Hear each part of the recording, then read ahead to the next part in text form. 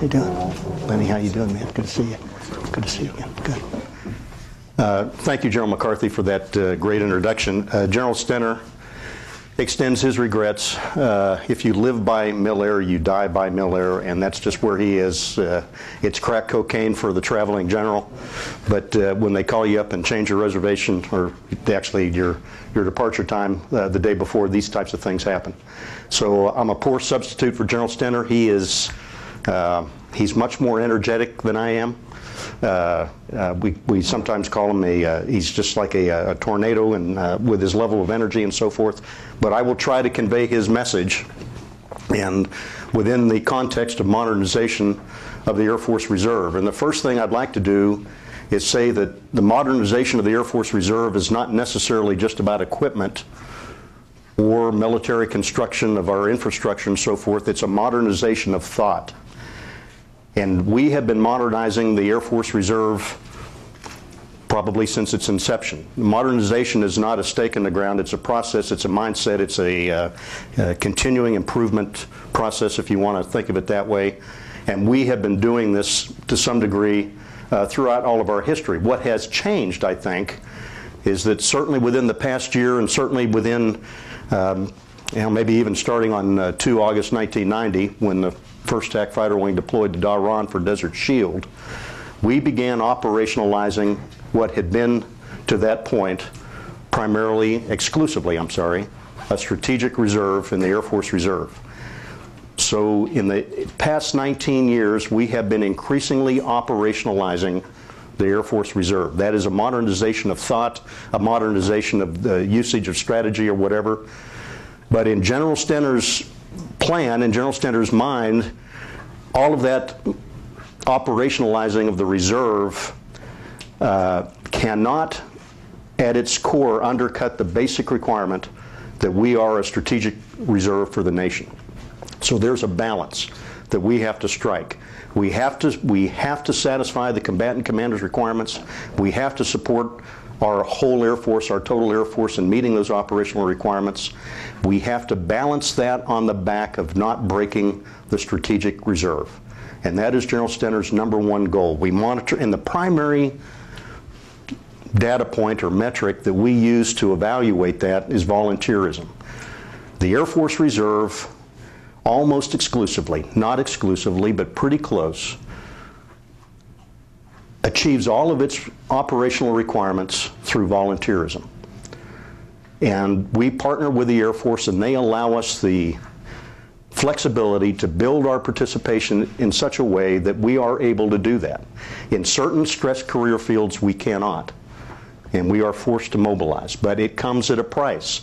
And we have grown as an Air Force. The total force has grown to understand what that price is of mobilization in dealing with the SecDef's guidance as far as deploy to dwell.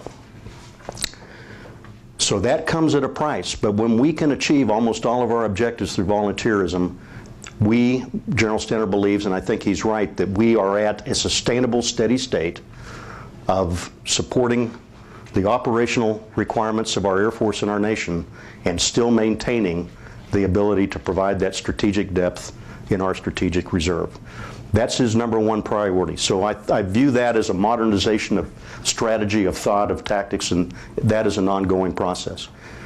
General Stenner's #2 priority in supporting the overall Air Force's priorities is to maintain what he calls the reserve triad: the reservist, the employer, and the family.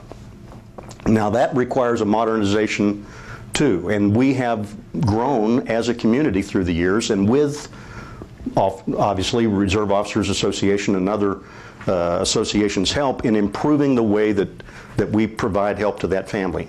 TRICARE Reserve Select, for example.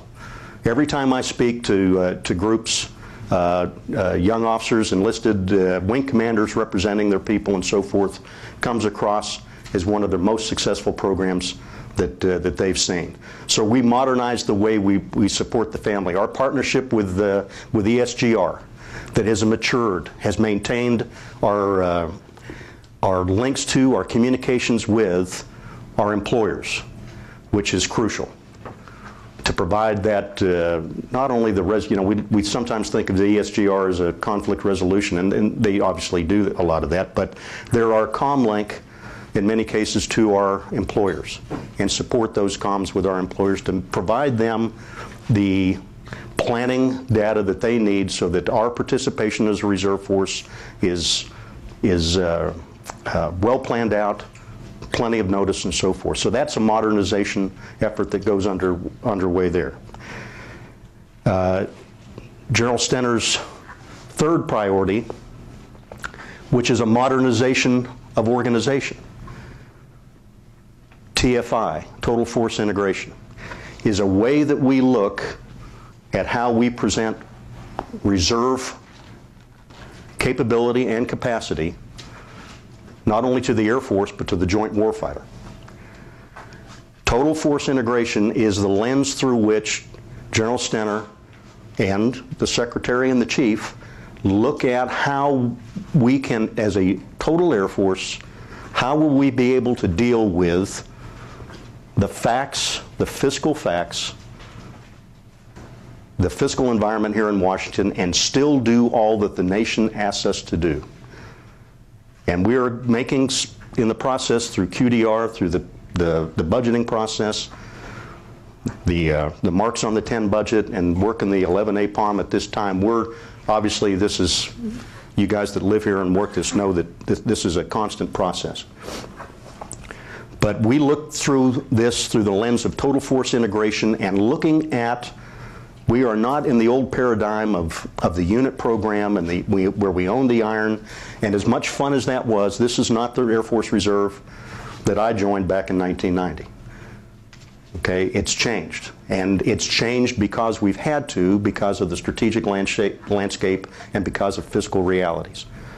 So association, General Stener believes, and our chief and our secretary charge him with looking across the entire mission set of the United States Air Force through the lens of total force integration and look for any opportunities we have to leverage, let's say, a reserve unit. Let's take Keesler on an active base, and leverage the ability of regular component aircrew to associate in what we call an active association with that reserve wing, 403rd Wing there at Keesler, and achieve absorption rates and pilot experiencing rates and aircrew experience rates, so where we can grow the regular component rated force, help increase or decrease that, decrease that bathtub we have right now in rated manpower. So total force integration is not just for the good of the reserve component, it's for the good of the Air Force. So that is a modernization of strategy, a modernization of organization. And then the fourth, General Stener's fourth priority is modernization through the lens of MILCON and NAGRIA, the two accounts that he controls and that Congress provides, and this organization helps support. These guys, these are the experts. We'll get into the MILCON. Glenn talked to the MILCON piece. We can talk to the NAGRIA piece. This is how one of the things that we owe our people when they come to work is a safe and effective place in which to go to work. We currently have a $1 billion backlog in our military construction account just within Air Force